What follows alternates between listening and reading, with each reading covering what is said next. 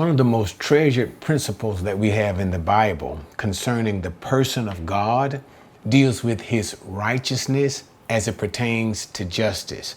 And sometimes you will hear it said in certain translations, God is no respecter of persons. Or in other translations, like the NASB that I use, God shows no partiality.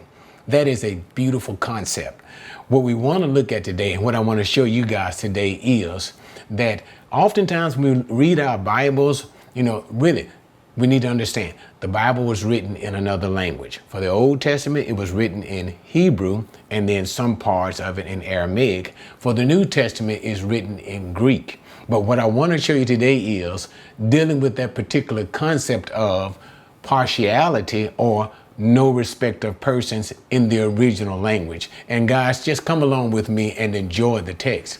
So first of all, we find out that this is used in numerous places throughout the New Testament, as well as this concept and principle is also used in the Old Testament. So this is nothing new to be said about God, whether Old Testament or New Testament. But what we're going to do is we're going to look at a New Testament reflection on that particular principle in a verse by virtue of the Greek text when it deals with God having no respect of persons. So for the example of this little short lesson, let's look at Romans chapter 2 and verse number 11, where it simply says, "For there is no partiality with God." King James Version may read slightly different, like respect of persons with God, but it is coming from the same Greek word, okay?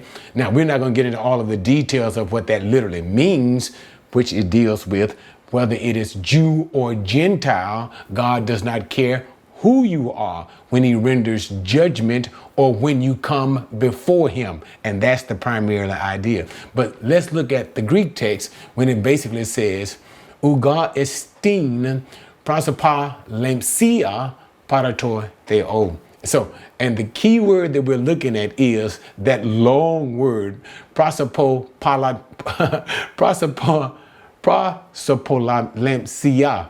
My pronunciation is terrible. But this is the word that we want to look at.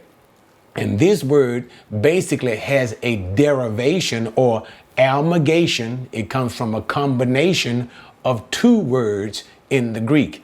Well, the first word is prosopon, which means face, and lambano, which means to receive.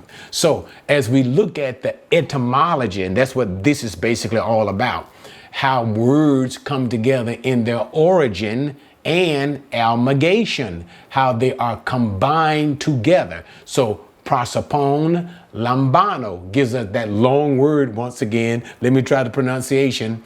Prosopalempsia. Okay, that's much better.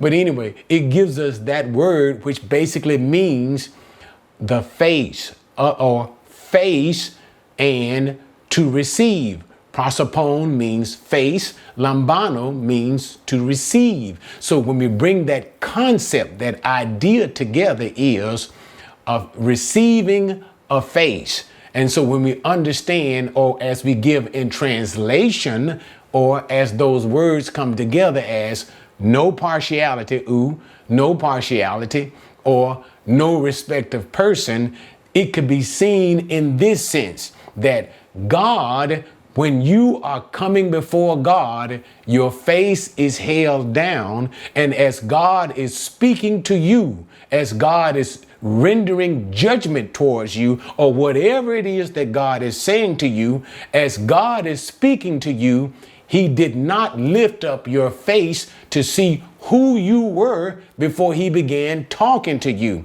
And so it gives the idea, in a sense, this is the idea that God does not know who he's speaking to when he is rendering judgment or when he is speaking in his righteousness towards you in any way.